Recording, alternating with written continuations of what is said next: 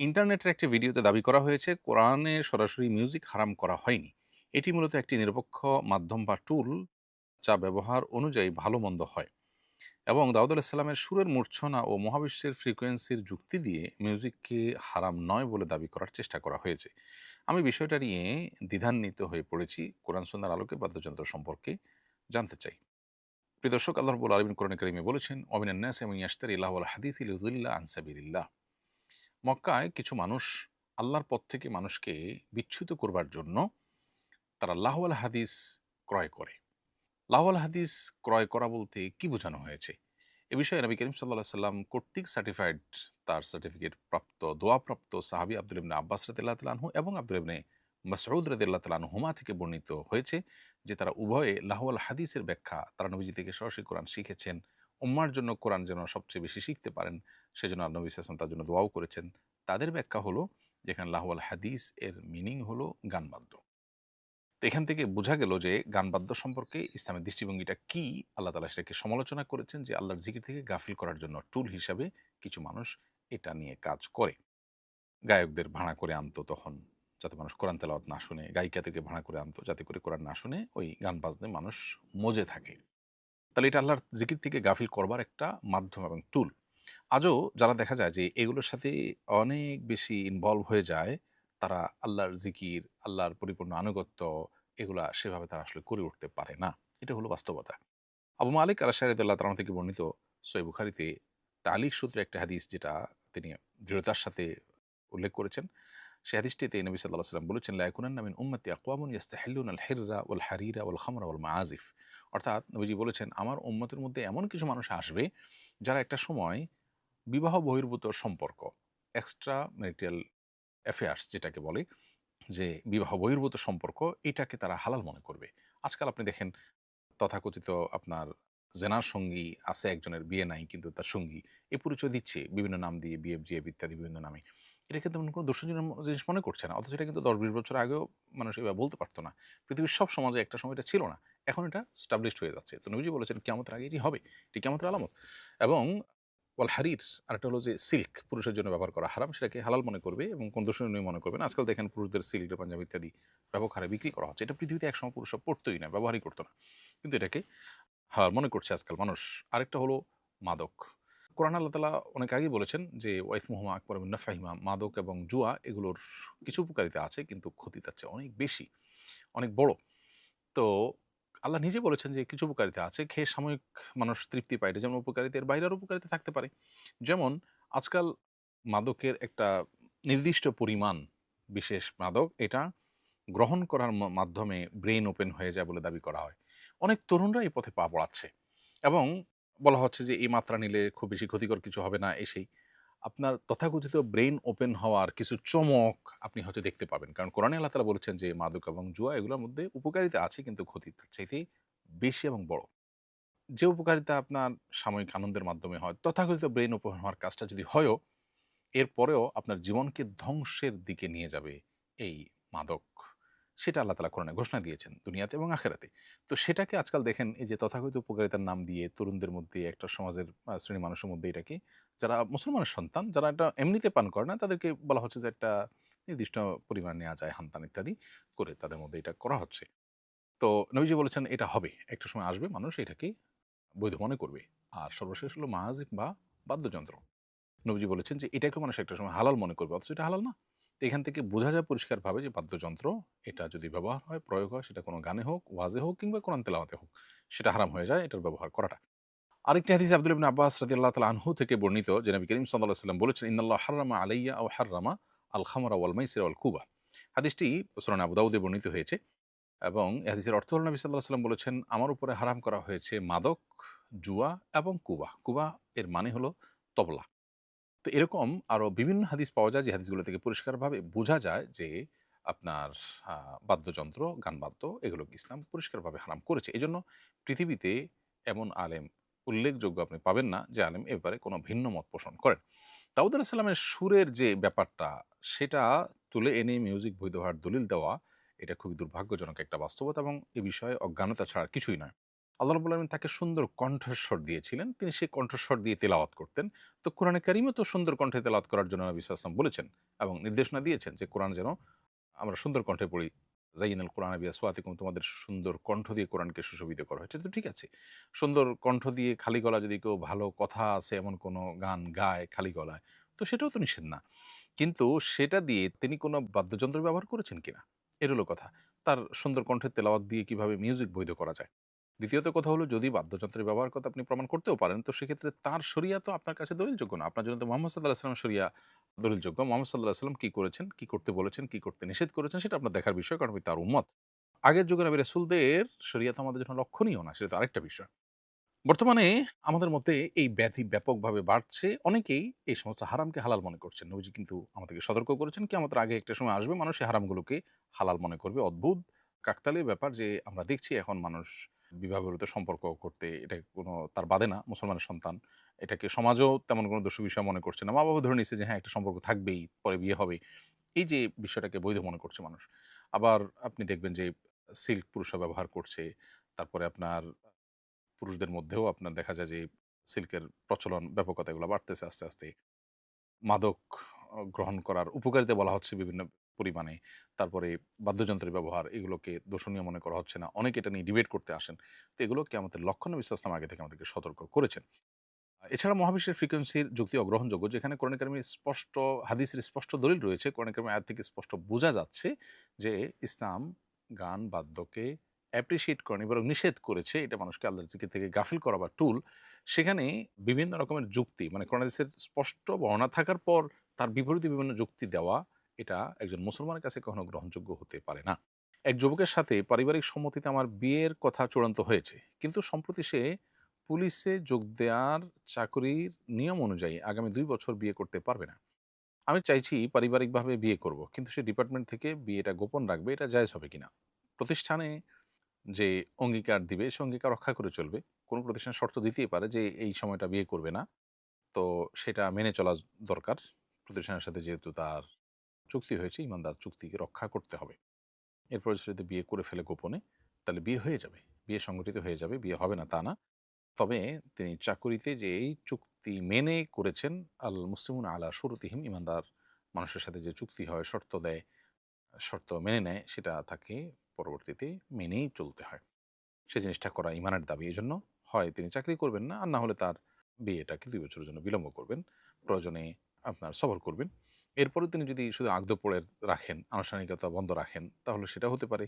অথবা আপনার যদি তিনি গোপনে বিয়ে করেন আর প্রতিষ্ঠানকে না জানান, তাহলে সেক্ষেত্রে বিয়ে হয়ে যাবে, কিন্তু চুক্তি ভঙ্গের কারণে তিনি গুনাহগার হবেন। আমার স্বামী পুলিশ, তিনি কিছুদিন পূর্বে একটি প্যারেডে অংশগ্রহণ করেন। সেখানে মিউজিকের মাধ্যমে ট্রেনিং করানো হয়। পরবর্তীতে তিনি এ বাবদ বেশ কিছু টাকাও পান। এখন তার এই টাকাটা হালাল হবে কিনা? ট্রেনিং বাবদ পাওয়া টাকা হালাল হবে। সেখানে কি হয়েছে না হয়েছে, এটা কারণ তার হালাল হারাম হওয়া এর উপর নির্ভর করবে না। তিনি ট্রেনিং নিয়েছেন, সেজন্য তিনি টাকা পাওয়ার হক থাকলে সেটা তিনি নিতে পারেন নির্দ্বিধায়। সেখানে মিউজিকের ব্যবহার করা হয়েছে, কর্তৃপক্ষের উচিত মুসলমানকে মিউজিক শুনতে বাধ্য যেন না করা হয়, সেই কালচার প্রতিষ্ঠা করা। সেটা তাদের কর্তব্য। আর তিনি সাধ্য অনুযায়ী গুনাহ থেকে বেঁচে থাকার চেষ্টা করবেন। আমি সিকিউরিটি গার্ডের চাকরি করি। দায়িত্ব পালনরত অবস্থায় চোর ডাকাতদের সাথে মারামারি করতে গিয়ে যদি মারা যাই, তাহলে কি আমি শহীদ হিসেবে বিবেচিত হব? নবী করিম সাল্লাল্লাহু আলাইহি সাল্লাম বলেছেন, মান কুতিলা দুনা দামিহি ফাহুয়া শাহীদ। যে ব্যক্তি তার জীবন রক্ষা করতে গিয়ে মারা গেল, সে শাহাদাতের মর্যাদা পাবে। ওমান কুতিলা দুনা মালিহি ফাহুয়া শাহীদ। যে ব্যক্তি তার সম্পদ রক্ষা করতে গিয়ে মারা যাবে, সে শহীদ। একজন সিকিউরিটি গার্ড হিসাবে আপনার দায়িত্ব নির্দিষ্ট ভবন, জায়গা, প্রতিষ্ঠানকে সিকিউরিটি দেওয়া। অতএব চোর বা ডাকাত এ সমস্ত মানুষদের সাথে যদি তাদের হাত থেকে সম্পদ, জীবন এগুলো রক্ষা করবার জন্য আপনাকে জীবন দিতে হয়, তাহলে সেক্ষেত্রে আপনি শাহাদাতের মর্যাদা পাবেন ইনশাআল্লাহ বিদিনিল্লাহ। অন্যায়ভাবে মারা গিয়েছেন এবং সম্পদ এবং জীবন রক্ষা করতে গিয়ে মারা গিয়েছেন, সেই জায়গা থেকে আপনি শাহাদাতের মর্যাদা পাবেন আশা করা যায়। তবে এক্ষেত্রে আপনার ভূমিকাটা গুরুত্বপূর্ণ, যে আপনি যেন অহেতুক কোনো বড় ধরনের দুর্ঘটনার মুখোমুখি নিজেকে না করেন। অর্থাৎ যেটা হয়তো সামান্য চেষ্টায় করা যেত, সেটার জন্য অনেক বড় কোনো রিস্ক নিতে গেলেন, সেটা যেন না হয়, সেটাও খেয়াল রাখতে হবে। অর্থাৎ জীবন যদি চলে যায় তাহলে শাহাদাতের মর্যাদা আপনি পাবেন, ঠিক আছে। কিন্তু জীবন যেন যেন ভাবে না যায়। যেখানে সেখানে যেন আমরা বড়সড় রিস্ক যেন না নেয়। ধরুন একজন সিসকে চোর, সেখানে আপনার যেটুকু এফোর্ট দেওয়া দরকার সেটুকু আপনি এফোর্ট দিলেন। অনেক সময় দেখা যায় যে অপরপক্ষ চোর বা ডাকাত যারা থাকে তারা কি করবে আপনার জানা ছিল না। তো তারা আপনাকে মেরে ফেললো, অথবা আপনি তাদেরকে থামাইতে গেছেন কিন্তু সে আপনার উপর আঘাত করলো, আপনাকে মেরে ফেললো। এরকম যদি কোনো সিচুয়েশন তৈরি হয় অবশ্যই আপনি আল্লাহর কাছে শাহাদাতের মর্যাদা লাভ করবেন। আশা করা যায় ইনশাআল্লাহ তাআলা। কোনো পুরুষ যদি দ্বিতীয় বিয়ে করতে চায় সেক্ষেত্রে প্রথম স্ত্রীর কাছে দ্বিতীয় বিয়ে গোপন করতে পারবে কিনা? শরীয়ত কি বলে? ২ জন পুরুষ অথবা ১ জন পুরুষ এবং ২ জন নারী, এই সাক্ষীদের সাক্ষ্যের ভিত্তিতে তাদের উপস্থিতিতে যদি প্রস্তাব এবং সম্মতি উভয় পক্ষে থাকে তাহলে সেক্ষেত্রে বিয়ে বিশুদ্ধ হয়ে যাবে। এই বিয়ে বিশুদ্ধ হওয়ার পরও বন্ধু-বান্ধব, সমাজ, আশপাশের লোকজন, পরিচিত আত্মীয়স্বজন তাদেরকে বিয়ের ঘোষণা দেওয়া, তাদেরকে জানানো এটা মুস্তাহাব। বিয়েটা লুকাবার জিনিস না, বরং জানাবার জিনিস। প্রথম স্ত্রীকে বিয়ের কথা জানানো যদিও শরীয়তের দৃষ্টিকোণ থেকে জরুরি না, তারপরও প্রথম স্ত্রীকে জানিয়ে দেওয়া ইনসাফ এবং সমতা রক্ষার ক্ষেত্রে সহায়ক। ভালো হয় জানিয়ে দিলে, কারণ আপনার এখানে সমতা রক্ষার একটা ব্যাপার আছে। তার জানা না থাকলে সেটা তিনি কিভাবে ব্যালেন্স করবেন? সেই জায়গা থেকে তাকে বলা দরকার। প্রচলিত আইনে বলার বাধ্যবাধকতা থাকলেও শরিয়া দৃষ্টিকোণ থেকে প্রথম স্ত্রীকে বলতে আপনি আইনগতভাবে বাধ্য নন। কিন্তু এটা আপনার জন্য সব দিক থেকে উত্তম এবং আপনার ঈমান এবং দ্বীনের জন্য সেফ। বিশেষ করে সমতা রক্ষার যে ফরজ বিধান আপনার উপর আছে সেটা আদায় করার জন্য এটা আবশ্যক। আমি একজন নারী চিকিৎসক, শরী পর্দা মেনে চলি। পরিবারের চাপে বাড়ি থেকে সফরের দূরত্বে একটি পোস্ট গ্র্যাজুয়েশন কোর্সে ভর্তি হয়েছি। বর্তমানে সেখানে আমাকে চেহারা প্রদর্শন করে হাজিরা দিতে হচ্ছে। ছুটিতে মাহরাম ছাড়া সফর করতে হচ্ছে এবং হোস্টেলের পরিবেশও দিনদারিতার অনুকূল নয়। পরিস্থিতির কারণে পরিবারের অমতে কোর্সটি ছেড়ে দেওয়ার মতো মানসিক বা ইমানের শক্তি আমার নেই। এমত অবস্থায় নিজের দিন ও পর্দা রক্ষার্থে শরীয়র আলোকে আমার করণীয় কি বিস্তারিত জানিয়ে বাধিত করবেন। প্রিয় দর্শক, আপনার প্রশ্ন উত্তরে বলতে চাই যে একজন নারী চিকিৎসক হিসাবে আপনি পরিবারের চাপে যে কাজগুলো করতে হয়, আপনি পোস্ট গ্রাজুয়েশন কোর্সের জন্য ভর্তি হয়েছেন এবং সেখানে আপনার পর্দার খেলাপ কাজ করতে হয়, মানবসা সফরের কাজ করতে হয়। তো এরকম জিনিস করতে আপনি বাধ্য নন। পরিবার অন্যায় নির্দেশ করলে যে কাজ করতে গিয়ে আপনি গুনাহে লিপ্ত হইতে হবে সেরকম কাজ করতে আপনি আসলে বাধ্য নন। এরকম পরিস্থিতিতে পরিবারকে বুঝিয়ে হোক, যেকোনোভাবে হোক আপনি গুনাহ থেকে বেঁচে থাকার চেষ্টা করবেন। আপনি একজন শিক্ষিত মানুষ এবং নিজের পায়ে নিজে যথেষ্ট দাঁড়াবার মতো ক্ষমতা আপনার হয়েছে। বিধায় আপনি যে নিজেকে মানসিক বা ইমানের শক্তি আপনার নাই বলেছেন, এই জায়গাটাতে আপনার মোটিভেশন দরকার। আপনি কোনো ভালো বিচক্ষণ আলেম বা দিনদার মানুষ অথবা কোনো নারী যিনি দ্বীনের বুঝ আছে এবং এতটুকু নলেজ আছে, তার কাছ থেকে আপনি মোটিভেশন নেওয়ার চেষ্টা করতে পারেন এবং দ্বীন এবং পর্দা রক্ষার্থে আপনি সর্বোচ্চ ছাড় আপনার দেওয়া উচিত। একান্ত যদি আপনি নিরুপায় হন তাহলে সেক্ষেত্রে যতটুকু সম্ভব সর্বোচ্চটুকু করবেন এবং বাকি যেটুকু পারছেন না সেগুলোর জন্য আপনি চেষ্টা করবেন। আল্লাহ তাআলা আপনাকে তৌফিক দান করুন। ফুফা এবং খালু কি মাহরাম? না, ফুফা এবং খালু তারা মাহরাম নন। অতএব ফুফা এবং খালুর সাথে মেয়েরা পর্দা করে চলতে হবে। ছেলেদের জন্য ফুফু মাহরাম, কিন্তু মেয়েদের জন্য ফুফা মাহরাম নন। কারণ ফুফা যিনি হন তিনি মেয়েদের সাথে তাদের ব্লাডের কোনো কানেকশন নেই। ফলে তিনি মাহরাম নন। খালু একই, তার সাথে ব্লাডের কোনো কানেকশন নেই। ছেলেদের জন্য অবশ্য খালা মাহরাম, কারণ খালার সাথে মায়ের সাথে কানেকশন আছে ব্লাডের, এবং ফুফু মাহরাম কারণ ফুফুর সাথে বাবার মাধ্যমে তাদের ব্লাডের কানেকশন আছে। বিধায় ফুফু এবং খালা তাদের সাথে ছেলেদের জন্য দেখা দেওয়া জায়েজ হলেও মেয়েদের জন্য ফুফা এবং খালুর সাথে দেখা দেওয়া জায়েজ নেই, তারা মাহরাম নন। আমার বইয়ের সামনে একটা ক্লিনিকের ১৪ তলার কথা বলতে গিয়ে বলে ফেলেছিলাম ১৪ তালাক। এর দ্বারা আমার বৈবাহিক সম্পর্কের কোনো সমস্যা হয়ে গেল কিনা বড় চিন্তায় পড়ে গেছি। দয়া করে এর সঠিক উত্তর দিয়ে উপকৃত করবেন। প্রিয় দর্শক, চিন্তার কোনো কারণ নেই। এর মাধ্যমে তালাক হবে না ইনশাআল্লাহ। তালাক মুখ ফসকে তলা বলতে গিয়ে তালাক বলে ফেলেছেন। এর কারণে তালাক হওয়ার কোনো কারণ নাই। কারণ তালাক হওয়ার জন্য তালাক শব্দটা বলার ইচ্ছা থাকতে হবে। কারণ ইচ্ছার বাইরে মুখ দিয়ে বের হয়ে গেছে, সেটার কারণে তালাক পতিত হবে না। অতএব অন্য শব্দ বলতে গিয়ে স্লিপ অফ টাং হিসাবে তালাক বা এই জাতীয় কোনো শব্দ আসলে তার কারণে স্ত্রীর সাথে সম্পর্ক বিচ্ছেদ হবে না।